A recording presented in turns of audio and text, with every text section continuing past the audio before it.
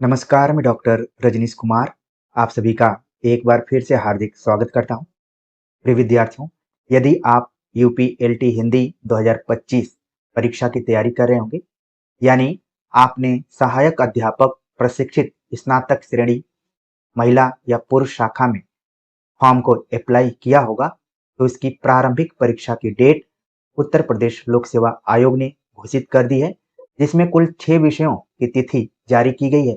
उसमें से आपकी विषय हिंदी भी शामिल है। तो जब डेट निर्धारित हो गई है, तो अब हम आगे क्या करें?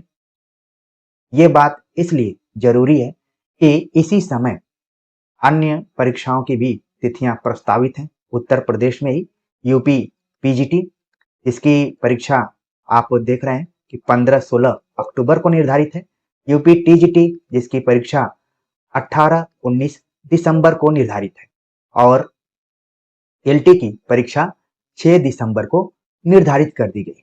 तो इस बीच आपको किस तरीके से रणनीति बनानी पड़ेगी परीक्षाओं की तैयारी करते समय, इन्हीं बिंदुओं पर हम चर्चा करेंगे और इस उम्मीद से चर्चा करेंगे कि आप अंत तक सुनेंगे। सुनने के बाद अपने रणनीति को बनाते हुए स्टडी टेबल के तरफ बढ़ेंगे और फिर अपना एक लक्ष्य निर्धारित करेंगे। एक मार्गदर्शक के तौर पर आपको क्या करना चाहिए, उसी चीज को लेकर हम बातचीत करेंगे।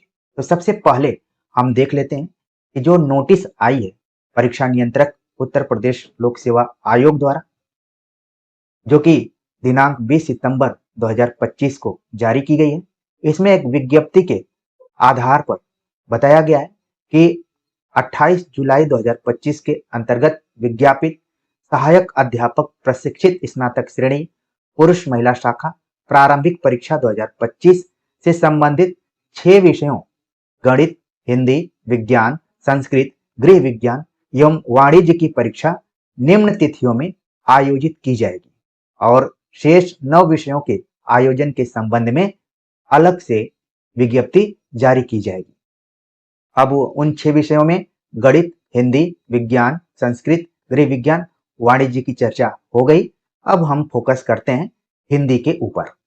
हिंदी की परीक्षा 6 दिसंबर 2025 को द्वितीय सत्र में कराने की योजना है, जो कि 3 बजे से 5 बजे के बीच में होगी। तो अगर आप हिंदी से तैयारी कर रहे हैं, तो निश्चित तौर पर अपने स्टडी टेबल के सामने जो भी आपने टाइम टेबल बनाया होगा या फिर कैलेंडर रखा होगा, उसमें 6 दिसंबर 2025 को आप रेखांकित कर लीजिए कि यूपीएलटी का एग्जाम उस समय आपको देना है।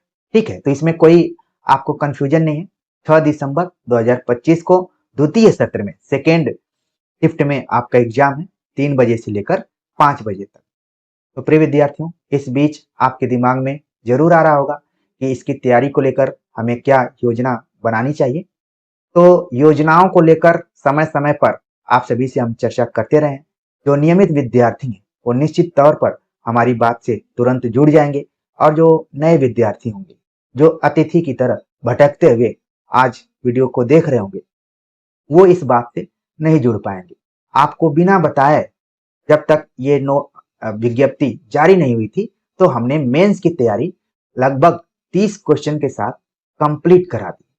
प्री को लेकर कैसा एग्जाम पैटर्न होगा, जीएस से किस तरीके से प्रश्न आएंगे, कितने प्रश्न आएंगे, सब्जेक्ट के कितने प्रश्न आएंगे, इनको लेकर हमने चर्चा कर ली आपसे कि पैटर्न क्या होगा, कितने जीएस से प्रश्न रहेंगे, कितने सब्जेक्ट से रहेंगे।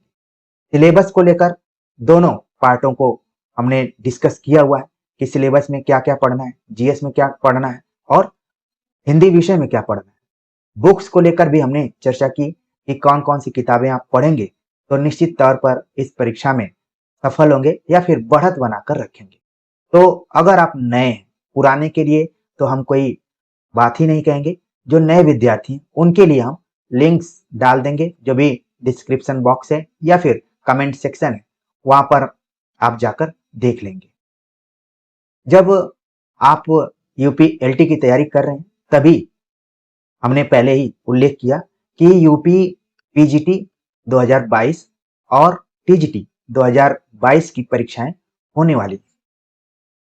प्री की तैयारी के लिए आपको कोई खास रणनीति नहीं बनाना है, बल्कि आपको यूपी पीजीटी और यूपी टीजीटी की तैयारी के संदर्भ में जो भी किताबें मौजूद हैं उन्हीं का अध्ययन करना है।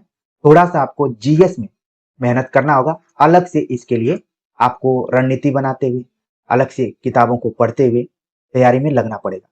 और जो भी हिंदी विषय से संबंधित प्रश्न होंगे उनके लिए जो आप तैयारी यूपी पीजीटी में कर रहे हैं या टीजीटी में कर रहे हैं उसी के आधार पर कर सकते हैं। जो जो किताबें हमने पीजीटी को लेकर बताई, टीजीटी को लेकर बताई, वही किताबें यूपी एलटी को लेकर भी बताई जा सकती हैं। कोई भी आप शिक्षक देखेंगे जो ईमानदारी से पढ़ाने वाला होगा, चाहे वो आपका कोई बड़ा भाई हो, चाहे आपका कोई परिचित हो जो सही मायने में आपका हितैषी हो, तो वो यही कहेगा कि किताबें आपके पास पर्याप्त हैं, बस परीक्षाओं का नाम बदला हुआ है। हमें कंटेंट वही तैयार करके जाने हैं जो आप यूपी पीजीटी के लिए तैयार करके जा रहे हैं, यूपी टीजीटी के लिए तैयार करके जा रहे हैं। कोई इसमें अंतर नहीं, बस केवल अंतर है तो वो जीएस का अंतर है। तो प्रिय विद्यार्थियों, हम उम्मीद करते हैं कि आपके पास आचार्य रामचंद्र शुक्ल कृत हिंदी साहित्य का इतिहास होगा, बच्चन सिंह कृत हिंदी साहित्य का दूसरा इतिहास होगा, सरस्वती गोविंद पांडे वन लाइनर पुस्तक होगी, हिंदी व्याकरण के लिए वासुदेव नंदन प्रसाद की पुस्तक होगी, प्रैक्टिस सेट के लिए कोई न कोई PYQ आधारित क्वेश्चन बैंक आपके पास होंगे ही होंगे। उसको आप रिवाइज करते रहिए, आपकी प्रारंभिक परीक्षा इन्हीं से तैयार हो जाएगी। जहाँ तक संस्कृत साहित्य की बात है, व्याकरण की बात है, तो हमने आप सभी को बताया था कि आपको दूर नहीं जाना है। जो यूपी बोर्ड में 11वीं 12वीं में संस्कृत साहित्य की किताबें लगी हुई हैं, संस्कृत व्याकरण की किताबें लगी हुई हैं, उन्हीं से आप भरपूर तैयारी कर सकते हैं। उनसे बाहर कोई भी प्रश्न नहीं आएगा। अगर आएगा भी तो वो प्रश्न सबके लिए कठिन होगा। तो कुछ कठिन प्रश्नों को लेकर हम अपनी पूरी तैयारी को प्रभावित करें, ये भी कहीं से न्यायोचित नहीं लगता है। तो हम कोशिश करते हैं कि आपको सही एडवाइस दें, सही मार्गदर्शन दें, जिससे कि आप मानसिक रूप से संतुलित भी हों और अपनी तैयारी ठीक दिशा में ले जाएं। आप ईमानदारी से पूछिए कि अगर यूपी एलटी में हिंदी साहित्य जब आप देने जाएंगे, प्रश्न पत्र देखेंगे, तो आप देखेंगे कि यूपी पीजीटी टीजीटी के भी क्वेश्चन वहां पर मैच करते हुए नजर आ रहे हैं। तो क्यों ना आप इन्हीं क्वेश्चंस को अच्छे से तैयार करें। जो भी आपने नोट्स बनाया होगा उस नोट्स को बार बार रिवाइज करते रहें। तो जिन किताबों का नाम हमने बताया उसको आप अपने पास जरूर रखे होंगे, दोबारा आपको बुक शॉप पे जाने की जरूरत ही नहीं। हाँ, बहुत सारे लोग आपको मिलेंगे जो कि अपनी किताबों का कवर बदलते हुए आपको प्रस्तुत करेंगे। जहां आप देखेंगे कि पीजीटी के लिए भी वही मटेरियल, टीजीटी के लिए भी वही मटेरियल, एलटी के लिए भी वही मटेरियल, जीआईसी के लिए भी, जीडीसी के लिए भी, दुनिया भर की हिंदी साहित्य से संबंधित जो भी परीक्षाएं होने वाली हैं, होने जा रही हैं, सबके लिए एक ही टाइप का मटेरियल, लेकिन कवर केवल चेंज रहेगा। तो उसमें आपको बिल्कुल नहीं फंसना है। आप ये मानकर चलिए कि हमें जो भी मूल किताबें पढ़नी थी, हमारे पास जो भी PYQ होने चाहिए थे, सभी हमारे पास मौजूद हैं। बस हमें अपनी स्ट्रेटेजी को थोड़ी सी बदलनी है, अपने स्टडी टेबल पर थोड़ा समय व्यतीत करना है। तो इस तरीके से आप अपनी तैयारी करेंगे। जहां तक मेंस की बात है, तो मेंस की तैयारी हम तभी से करा रहे हैं जब से विज्ञापन आया हुआ है। अभी तक 30 प्रश्नों को लेकर हमने आप सभी से बातचीत की है, जब आपसे हम चर्चा कर रहे हैं। आने वाले समय में जो हमारा टारगेट है 100 का, उसको भी हम कंप्लीट कर लेंगे। और आप देखेंगे कि आपकी जो पीटी यानी प्री एग्जाम है, तब तक आपका मेंस भी तैयार हो जाएगा। आपके अंदर एक अलग तरीके का कॉन्फिडेंस रहेगा। तो इसके लिए आपको करना क्या है? आपको सिर्फ यही करना है कि अनुराग हिंदी एकेडमी पर प्रतिदिन नियमित रूप से अपने 24 घंटे में से आधा घंटा 45 मिनट निकाल के जुड़े रहना है। और सामान्य रूप से बस आपको सब्सक्राइब करना है। कोई यहाँ पर फीस नहीं है, निःशुल्क तरीके से आप सभी के मोटिवेशन के माध्यम से हम तैयारी कराते हैं। तो मोटे तौर पर आप समझ गए होंगे कि यूपी एलटी प्रारंभिक परीक्षा को लेकर आपको कुछ एक्स्ट्रा मेहनत नहीं करना है। जो चीजें आपके पास हैं बस उसी में संतुलन बनाते हुए अपनी तैयारी को आगे बढ़ाना है। एक किताब की चर्चा हम बार बार करते हैं, इन मूल किताबों के अतिरिक्त जो कि स्वयं द्वारा लिखी गई पुस्तक है। हमने प्रथम संस्करण इस कवर पेज में निकाला हुआ था, लेकिन अब आप सभी की मांगों के अनुसार आपने जो भी स्नेह दिया है, उसके कारण हमें दूसरा संस्करण निकालना पड़ा है। और ये दूसरा संस्करण Amazon offline Rajesh book depot Prayagraj Lanka Varanasi में ये किताब मिलना शुरू हो चुकी है। आप दूसरा संस्करण, अगर जो पहला संस्करण नहीं खरीदा है तो दूसरा संस्करण खरीद सकता है, क्योंकि समय रहते आप अपनी तैयारी में और धार दें। दूसरा संस्करण में थोड़ा सा हमने यहाँ पर परिवर्तन किया है। 204 क्वेश्चन आचार्य रामचंद्र शुक्ल के विगत 15-20 वर्षों में जो भी पूछे गए हैं उनको हमने जोड़ दिया हो, और प्रथम संस्करण के सभी प्रश्न द्वितीय संस्करण में। कहने का मतलब ये कि जो विद्यार्थी प्रथम संस्करण खरीद लिए हैं उनको बिल्कुल परेशान होने की जरूरत नहीं है, वही सभी क्वेश्चन है, बस 204 क्वेश्चन हमने और जोड़ा है, तभी ये दूसरा संस्करण और परिपक्व अवस्था में आया हुआ है। अब ये 204 क्वेश्चन की भरपाई हम कैसे करेंगे, आप सभी को ऑनलाइन वीडियोज के माध्यम से 4-5 वीडियोज में हम कवर करा देंगे, तो बात बराबर हो जाएगी। जो विद्यार्थी अभी आलस कर रहे थे, उनको लग रहा था कि हिंदी साहित्य का इतिहास वस्तुनिष्ठ संकलन रजनीश कुमार की किताब फालतू होगी, बिल्कुल अपने दिमाग में से आप निकाल दें। हिंदी पट्टी में जितने भी एग्जाम होने वाले हैं उन सभी एग्जाम्स के लिए ये किताब रामबाण है। आप सभी को एक घटना मैं बताऊं, हमारे एक फ्रेंड ने हमको फोन किया कि उनकी कोई सिस्टर पढ़ रही हैं, वो इसको हल नहीं कर पा रही। तो हमने कहा कि इतना आसानी से इस किताब को हल नहीं किया जा सकता।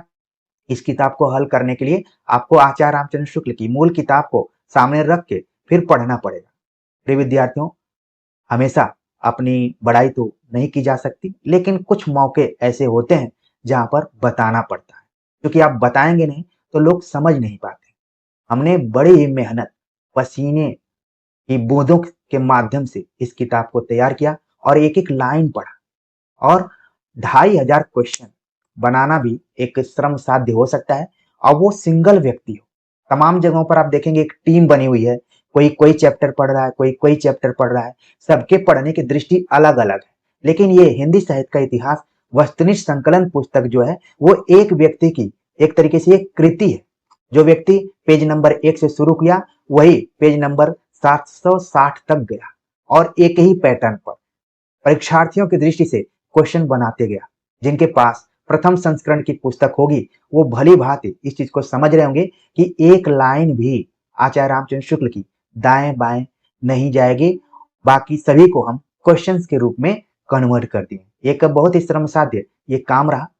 तो इसलिए मन में किसी भी तरीके की जो भी भ्रांति है, पूर्वाग्रह है, उसको निकालते हुए अपनी भलाई के लिए इस किताब को आप अपने पास जरूर रखें।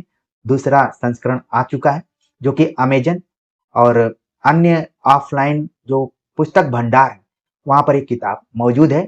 शुरुआत में चूंकि प्रयागराज में जहां तक मुझे एक आंकड़ा मिला है कि 2 लाख विद्यार्थी हिंदी साहित्य के ही हैं, तो वहां पर ये पुस्तक पहुंच गई है।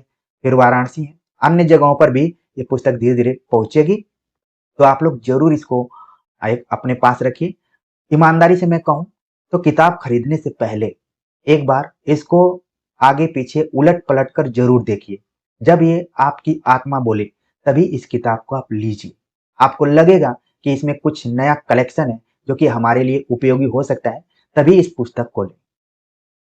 एक शिक्षक के रूप में हम यही कहना चाहेंगे कि यदि आप आचार्य रामचंद्र शुक्ल को कवर कर लेते हैं, समझ लेते हैं, तो अपने आप हजारी प्रसाद द्विवेदी कंप्लीट हो जाएंगे, अपने आप बच्चन सिंह कंप्लीट हो जाएंगे, अपने आप विश्वनाथ त्रिपाठी कंप्लीट हो जाएंगे, अपने आप नगेंद्र द्वारा संपादित जो पुस्तक है वो कंप्लीट हो जाएगी, रामस्वरूप चतुर्वेदी कंप्लीट हो जाएंगे। यानी कि आचार्य रामचंद्र शुक्ल को पढ़ना कितना जरूरी है। मुझे ये भी पता चला कि बहुत सारे जो भी शिक्षक हैं, कोचिंग इत्यादि पढ़ाते हैं, वो शुक्ल जी की किताब ठीक से पढ़ते ही नहीं है, इधर उधर प्रश्नों से कलेक्ट करके वो विद्यार्थियों को पढ़ाते हैं। आजकल ऐसे लोगों को ही ज्यादा महत्व दिया जाता है। लोगों को लगता है कि सामने वाला बहुत ज्यादा जानता होगा, लेकिन ये जो पुस्तक है एक बार आप पढ़ेंगे तो आप जरूर एक धन्यवाद देने के लिए आप कमेंट करेंगे कि हाँ ये पुस्तक सही मायने में मेहनत से लिखी, वो चीज झलकेगी आपको। ठीक है, तो ज्यादा विस्तार से हम इस पे नहीं बात करेंगे, जितना कहना था हमने कह दिया है। ठीक है, और अपनी समझ को विकसित करने के लिए अगर यूपीएलटी की तैयारी आप कर रहे हैं तो हमारे जितने भी वीडियोज हैं उनके थंबनेल पर आप बिल्कुल मत जाइए। चूंकि हमारी कोई टीम नहीं है तो हम आकर्षक थंबनेल नहीं बना पाते हैं। हम कंटेंट को बहुत अच्छा देने की कोशिश करते हैं और यही हमारी एक तरीके से प्राण है। कंटेंट के बदौलत तो ही आप लोगों के बीच में हम हैं और इसी चीज को और अच्छा करने की हम कोशिश करते हैं। ये जो स्लाइड आई हुई है आप जानते हैं कि ये प्रथम संस्करण का है, तो इसको लेकर आप लोगों को कंफ्यूज नहीं होना है। हमने थोड़ा सोचा कि इस पुस्तक में इसके फॉर्मेट में हमने थोड़ा सा बदलाव किया है। जहां पहले सीधे सीधे क्वेश्चन थे अब उसी को हमने 2 पार्ट में कर दिया है। थोड़ी किताब पहले से पतली भी हुई है लेकिन क्वेश्चन की संख्या में बढ़ी है, जो 204 क्वेश्चन हम बता रहे थे। तो इसको आप लोग देख लीजिएगा, इसके बाद ही आप इसको खरीदेंगे और एक बार देखेंगे तो आपको खरीदने का मन करेगा ही करेगा। ये किताब सिर्फ और सिर्फ आपके लिए ही लिखी गई है। ठीक है, एक बार अगर आप अच्छे से इसको पढ़ लिए, अगर इसमें से आप 20-25 सवाल भी आ जाते हैं तो समझ जाइए कि ये आपके काम लायक है। ठीक है ना? तो मैं इसी उम्मीद से इस किताब को लिखा हूँ। बहुत इस उम्मीद से नहीं लिखा था कि लोग मुझे जानेंगे या फिर मैं विद्वान घोषित हो जाऊंगा। वो तो काम के माध्यम से लोगों के बीच में पहुंचते हैं और धीरे धीरे आप लोग इसको महसूस भी कर रहे होंगे। तो प्रिय विद्यार्थियों, किताबों को लेकर हमने बहुत चर्चा की है और समय आने पर अन्य प्रैक्टिस सेट्स को लेकर अन्य जो भी पोर्शन है, अभी हम मेंस की तैयारी करवा रहे हैं, उसी के थ्रू आपकी प्रारंभिक परीक्षा की भी तैयारी होगी, तो आपको बिल्कुल घबराना नहीं है। ठीक है? बस ये है कि जो चीजें बताई जा रही हैं उनको शब्दशः आप फॉलो करते रहिए, निश्चित तौर पर आपको सफलता मिलेगी। तो उम्मीद है कि हमारी बातें पूरा समझ में आ गई होंगी, उसी हिसाब से आप फॉलो करेंगे और जब भी डेट निर्धारित होती है तो थोड़ा सा तो शरीर में झंझनाहट होती है। मुझे अपने उस प्रतियोगी विद्यार्थी जीवन का ध्यान आने लगता है कि डर महसूस होने लगता था कि अब क्या करें, अभी तो बहुत मस्ती कर रहे थे या फिर ध्यान नहीं दे रहे थे, तो होता है ऐसा।